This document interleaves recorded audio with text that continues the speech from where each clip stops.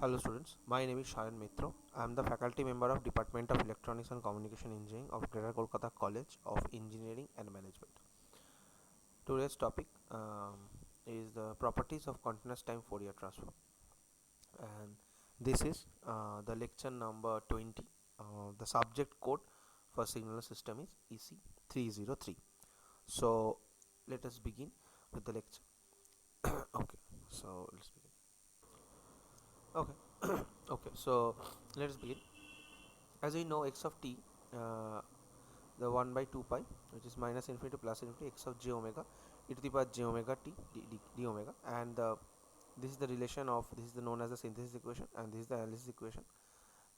This is the equation through which we can convert a signal which is in a time domain to a frequency domain, and as this equation is for the vice versa operation. So let us begin with the properties of Fourier transform. Now first, we will sometimes find it convenient to refer it x of j omega with that notation as Fourier of x of t, and to x of t with the notation of f. The inverse form is been written here as this, Fourier inverse of x of j omega. We will also refer to x of t and x of j omega as a Fourier transform pair with the notation this. Okay. So such as this is the Fourier transform e to the power minus at ut is this, and the Fourier inverse of this is this. So let us begin with the properties. So the first is the linearity. Now if x of t, the Fourier transform of x of t is x of j omega, and the Fourier transform of y of t is y of j omega, then this equation can be rewritten as a of x of t plus b of y of t is equal to the Fourier transform of that is a of x of j omega plus b of y of j omega. The proof of equation for is follows directly by application of the analysis. This the linearity property is easily extended to linear combination of an arbitrary number of signals. So let's get to the next property. We have already understood that what is the linearity means. We have already discussed it. So the Fourier transform, in case of Fourier transform, this property is also will be extended. So it is, that's why it is to have a greater number of analysis of different kind of equation when you are using a LTI system. So Fourier analyzing of an equation for a Fourier transform is also getting easier, as it is as it also follows the uh, linearity property. So next one is the time shifting. Now suppose x of t, the Fourier transform x of t is x of j omega, and x of t minus t0 is e to the power minus j omega t0 into x of j omega. Fourier transform x of t minus t0. Now this is the Fourier transform of x of t, which is x of j omega. So as we are shifting the time, what we have here, the amount of time that is been shifting, it is been multiplied as e to the minus j omega t 0 into e to the into x of j omega. It is basically using the Euler's formula has been introduced here basically. Okay, so to establish this property, we can consider the x of t is 1 by 2 pi. Now we already knows the equation. So replacing t by t minus t0, we get this as at the place of t we provided this value t of minus t0. In the place of this t we provided the value t minus t0. So integrating both the values, we keep these values alike. We get this by j omega t0 x of j omega into e to the power j omega t omega j omega t d omega. So what we get this. We already know this value x of j omega, and integration of minus infinity plus infinity to the power j omega t. So this value will be e to the minus j omega t0 into x of j omega. Okay. So what we are getting here is that one consequence of this time shift property is that a signal which is shifted in time does not have the magnitude of its Fourier transform altered.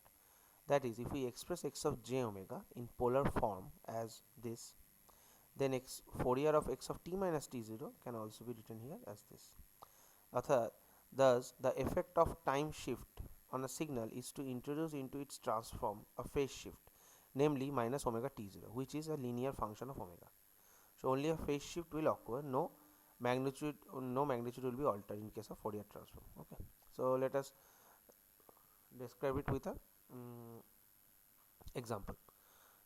Okay, so let us take the example of this. Observe the x of t can be expressed as the linear combination of half x1 t minus 2.5 plus x of x2 into t minus 2.5, where the signals x1 t and x2 t are the rectangular pulse signal shown in figure 4.15b and c. And using the result from example 4.4, we obtain x on j omega 2 sine omega by t by omega, and x of t 2 j omega is equal to 2 sine 3 omega by 2 by omega. So these are the Fourier transform of this and this.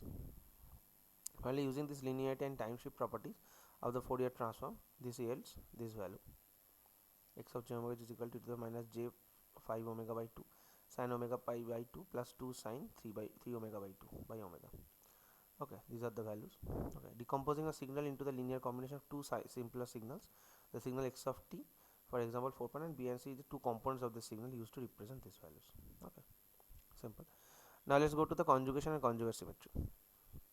Okay, so the conjugation property states that if x of t, the Fourier transform of x of t is x of j omega, and the x star t is equal to x of x star minus j omega. This property follows from the evaluation of the complex conjugate is that x star j omega is integration of minus infinity plus infinity x of t e to the minus j omega t, and x star t is equal to e to the minus j omega t. Replacing omega by minus omega, we see that x star minus j omega is minus infinity plus infinity x star t e to the minus j omega t dt. Okay, and recognizing that the right hand side of equation is the Fourier transform only analysis equation for x star t, we obtain the relation given in equation 4.28. The conjugation property allows us to show that if x of t is real, then x of j omega has conjugate symmetry, and this is the conjugate symmetry, especially if x of t is real, so that x star t is equal to, we have this x star minus j omega is equal to x of j omega, and follows by replacing omega with minus omega. From example 4. With x of t is equal to e to the minus 80 ut, and we get these values and this value also. And the consequence of this equation, we have expressed x of j omega in rectangular form is as x of j omega is real plus imaginary x of j omega, and if x of t is real, we already know the real x of, and this value is equal, and also for this values. Okay, that is the real part of the Fourier transform is an even function for of the frequency, and the imaginary part is an odd function of frequency. Similarly, if we express x of j omega in polar form as x of j omega is equal to x of j omega e to the power j x of j omega j, then it follows from equation x of j omega is an even function of omega, and x of j omega is an odd function of omega. Thus, when computing or displaying the Fourier transform of real value signal, the real and imaginary parts of or magnitude and phase of the transform need only be specified for positive frequencies, as the values for negative frequencies can be determined directly from the values for omega greater than 0 using the relationship just derived. As a further consequence of equation 430, if xt is both real and even, then x of t j omega will also be real and even. To see this, we write x minus j omega x of t to the j, we already know these values. Okay, so I would substituting tau as minus t, we get these values, and from this equation we get this. So x of j omega is an even function, thus together also requires that x star j is equal to x of j omega for the real even signal e to the minus 80. In similar manner, it can be shown that if x of t is a real and odd function of time, so that x of t is equal to minus x of minus t, then x of j omega is purely imaginary and odd. Finally, as we discussed chapter 1, a real function x of t can also always be expressed in terms of the sum of an even function. An odd function as this: x of t is x in even t plus x of odd t, and it could be written here this. Using that form, we can also write that even of x of t is real, odd of x of t is j imaginary. So a Fourier of x of t can also be written as a form of even function, as a Fourier of even function plus Fourier of odd function, and this also can be written as real plus j plus imaginary. It means a function can be written as combination of even function and odd function, and also can be written as the combination of real plus imaginary part. So that is what is mean the one uses symmetry properties illustrated in the following example. So now we'll go to the example, but what this all this analysis is basically wants to denoting a one point that one specific signal can also be written as the combination of even function and odd function. That specific signal can also be represent as a combination of odd function even function, and as a combination of real part and imaginary part. So that's why the conjugate symmetry part is also been included in analyzing a Fourier transform or a impulse function or anything, or Fourier series representation. Any signal can be represented as a combination of real and imaginary part. So when you are transforming the signal from time in domain to the frequency domain, the same will also be applied to the real part and the imaginary part of that specific signal. Okay, so let's conclude this with example. Now consider again the Fourier transform evaluation this the signal x of t is e to the power minus a mod t. We already analyzed this example earlier. So with this example we can lead to that. We know that value a is greater than 0, and we also know the Fourier transform of e to the power minus a t ut is 1 by a plus j omega. Now for t greater than 0, x of t is equal to e to the power minus a t ut, while for t less than 0, x of t x on a mirror image values, that is x of minus a mod t, right? So x of t can be written as e to the minus ut e to the power minus at into ut plus e to the power at e to the u minus t, as this is representing the value of step signal 1 when the time domain, the time of the signal will be in infinity to 0. So using this relation we can re-realize this can be rewritten here as 2 into e to the power minus at ut plus e to the power at ut minus t by 2, and now 2 into even signal e to the minus at ut. Now as e to the minus at ut is real value, the symmetry properties of the Fourier transform lead us to conclude that this Fourier transform of this even signal will be 1 by a plus j omega. It follows that x of j omega is 2 into real 1 by a j omega is equal to 2a by a square plus omega square. And now what we are getting here, that when we are taking the Fourier transform of that specific signal, which is this, okay, e to the minus a mod t, after getting the Fourier transform we get the same result here, the same 2a by a square plus omega square. Now applying the real part imaginary part concept, where we are applying the Fourier transform the real part of that signal, and also the operating on the imaginary on the imaginary part using the Fourier transform, we get the same results. Okay, now now this is the basic reality, that any signal can be rewritten or can be represent as the component of even and odd signal, or the combination of even and odd signal, and also can be rewritten as the combination of real and imaginary signal, imaginary part. Okay, now let's go to the next property, which is the differentiation and integration. Now it's very simply understandable that when you are taking the differentiation of x of t, we get this specific value, at the differentiation of x of t, the Fourier transform of differentiation of x of t is j omega x j omega, and for this value you will get this. Okay, so now if we take a close look here, that this is a particularly important property, as it replaces the operation of differentiation in the time domain with that of a multiplication by j omega in the frequency domain. We will find the substitution will be extremely useful in our discussion later on for the LTI system, as we already understand that every properties that we are discussing here will be a useful component to understanding the relation of signals with the LTI system. When you are analyzing a LTI system, when you are analyzing a signal which goes through the LTI system, so all these properties will be useful for that for later. Okay, so the differentiation in the time domain corresponds to the multiplication by j omega in the frequency domain. One might conclude that integration should involve division by j omega in the frequency domain. This is indeed the case, but it's only one part of the picture.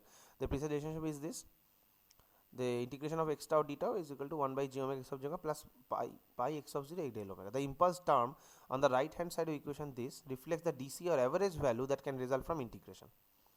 Now when we are taking the integration of a specific signal, what we are doing is we are taking the total area of integration of total area of that specific signal. So during that thing, when you are integrating the whole part of that specific signal, we also including the DC value of that specific signal. The sine function will provide us the frequency analysis in the time domain, but we also get the DC value which is not changing with the time. So this specific term is included here for integration of that any specific signal. And when you are taking the Fourier transform of integration of a specific signal, we also get the 1 by j omega x j omega, which is providing us the information of the specific sine function or cosine function. We also getting the DC average DC value of that specific signal. Okay, so let's understand with a specific example. Now Fourier transform of x of j omega of the unit step is x of t ut. Making use of this equation, we can understand the gt del t is equal to gj omega is equal to 1, as we know that the impulse Fourier transform of a specific impulse function is 1. So noting that x of t can be rewritten here as this minus infinity g tau d tau. Now as we are taking the Fourier transform both sides, we already know that we are getting g of j omega by j omega and pi g0 del omega. Now we will use this integration property, we get this g j omega is equal to 1. We already know that the value of del t is 1. So we are putting that value, we get this 1 by j omega plus pi del omega. Okay. So observe that we can apply the differentiation property equation to recover the transform of the impulse. What do? We will differentiate the value ut and we get this value 1. So the last equality follows from the fact that omega del omega is equal to 0. Okay. Okay. So let's do another example. That suppose we get this value gt d of dt is xt. So as we can taking the, as you already know the d of dt, we already knows the value, the d of dt is gj omega. So when you're putting those values, we get this value. The sum gt is the sum of rectangular pulse and two impulses. The Fourier transform of each of these component signals may be determined from this g of j omega 2 sin omega by omega minus e to the power j omega minus e to the power minus j omega. Note that g of 0 is equal to 0. Using the integration property, we obtain this value. With g of 0 is equal to 0, this becomes x of j omega is equal to 2 sin omega by j omega square minus 2 cos omega by j omega. This expression for x of j omega is purely imaginary and odd, which is consistent with the fact that x of t is real and odd. Okay, good. So let's go to the next property, the time and frequency scaling. Okay, so as we know, we are also applying this, the x of t as if x of j omega. As we increase the time, we get this 1 by mod a x of j omega by omega. This is the property of time scaling. Now where a is non-zero real number, this property follows directly from the definition of Fourier transform. Specifically, this we apply Fourier transform x of at, we know this value, and as we substitute the value of at with tau, we get this specific answer. This corresponds to the equation 4.34. So aside from the amplitude factor, a linear scaling in time by a factor of a corresponds to a linear scaling in frequency by a factor of 1 by a, and vice versa, and also letting a is equal to minus 1. We see from equation 4.34 that this value x of minus t is equal to x of minus j omega. That is, reversing a signal in time also reverses Fourier transform. A common illustration is the effect on frequency content that results when an audio tape is recorded at one speed and played back at a different speed. If the playback speed is higher than the recording speed, corresponding to a compression in time, then the spectrum is expanded in frequency. The audible effect is that the playback frequencies are higher. Conversely, the signal played back will be scaled down in frequency if the playback speed is lower than the recording speed. For example, if a recording of the sound of a small bell ringing is played back at a reduced speed, the result will sound like a chiming of a larger and deeper sounding bell. The scaling property is another example of the inverse relationship between time and frequency that we have already encountered on several locations. For example, we have seen that as we increase the period of a sinusoidal signal, we decrease its frequency. Also, we saw this, if we consider this transform is this, then as we increase W, the inverse transform becomes narrower and taller and approaches an impulse as omega tends to infinity. We saw that the spacing in the frequency domain between impulses in the Fourier transform of periodic impulse train is inversely proportional to the spacing in time domain. The inverse relationship between time and frequency domains is of great importance in a variety of signals and system context, including filtering and filter design, as we will encounter as consequence in the numerous locations. Okay, so we will discuss it later also when we are go through that path. So let's understand another important thing is as known as the time and frequency duality. Now, comparing the equation of transform inverse transform relations of 4.2.1, we observe that these equations are similar but not quite identical. In form, the symmetry leads to a property for the Fourier transform referred to as duality. We alluded to duality when we noted the relationship that exists between the Fourier transform pairs. Okay, in the former example, we derived that Fourier transform pair is this, right? While we considering the larger, later we consider the pair this. Okay, so what we have here, this by I have already discussed this thing, but you can by pictorially it is important to understand here that if we are taking the Fourier transform x of t, which is a rectangular function, okay, we get this value, right? And as we are taking the Fourier transform of a sin c functions, we get the rectangular pulse function. So it's a very important factor that you should understand, that using this two example we can understand that basically it's nothing but a circular path that when you are taking a Fourier transform of a time domain function and we are going to the frequency domain of the specific function, we enter into a domain which is a frequency domain analysis, and we get the specific waveform. Now as we taking an inverse transform, basically we are just came back to the initial position. That's the basic relationship of a Fourier transform. Now when you are taking a Fourier transform of a specific time domain signal which is goes to the frequency domain, and when taking inverse Fourier transform of that specific signal which is in a frequency domain, we get the same specific waveform which is in a time domain. Now sometimes there has been a mathematical alteration which is required. Now suppose there is a function, when you are talking about that, when you are taking the integration of that specific function, it should be 1 by j omega into x of j omega, but we have to, as it is a specific integration is nothing but the taking the total area of the around the specific signal, which including their maxima and minima, and which will be at, now what we get there is all have to be added with a specific amount of DC amplified function which is needed to be included in that section. Okay, so the two Fourier, now as we have already discussed that, so the two Fourier transform pairs and the relationship between them are depicted in this. The symmetry exhibited by these two examples extends to Fourier transform in general. Specifically, because of the symmetry between equation this and this, for any transform pair there is a dual pair with the time and frequency variables interchange. This is the best illustrated in enough with this example. Now sorry let us consider using duality to find the Fourier transform g of j omega of the signal. G of t is equal to 2 by 1 plus t square. In example 4.2, we encountered a Fourier transform pair in which the Fourier transform as a function of omega had a form similar to that of signal x of t. Specifically, suppose we consider a signal x of t whose Fourier transform is x of j omega is equal to 2 by 1 plus omega square. Then from example 4.2, x of t is equal to e to the minus t, Fourier transform x of j omega is equal to 2 by 1 plus omega square. Okay, so by that the synthesis equation for this Fourier transform pair is e to the minus t by 1 by 2 pi minus infinity plus infinity 2 by 1 plus omega square e to the j omega t d omega. Multiplying the equation by 2 pi and replacing t by minus t, we obtain 2 pi e to the minus t, which is equal to minus infinity plus infinity 2 by 1 minus omega square e to the minus j omega t d omega. Now interchanging the names of the variables t and omega, we find that 2 pi e to the minus omega, which is equal to minus infinity plus infinity 2 by 1 plus t square e to the power minus j omega t dt. Okay, the right hand side of the equation is the Fourier transform applied analysis equation is, thus we conclude that Fourier transform 2 by 1 plus t square is equal to 2 pi e to the power minus omega. The duality properties can also be used to determine or to suggest other properties of Fourier transform, specifically if there are characteristics of a function of time that have implications with regard to the Fourier transform. Then the same characteristics associated with the function of frequency will have dual implication in the time domain. For example, this section we saw the differentiation in the time domain corresponds to multiplication by j omega in the frequency domain. From the proceedings discussion, we might then suspect that multiplication by jt in the time domain corresponds to roughly to differentiation in the frequency domain. To determine the precise form of this dual property, we can proceed in fashion exactly analogous to this equation. Now this that we have I will discuss that d of d omega x of j omega, we get that jt xt e to the minus j omega t. Okay, using that we can understand this.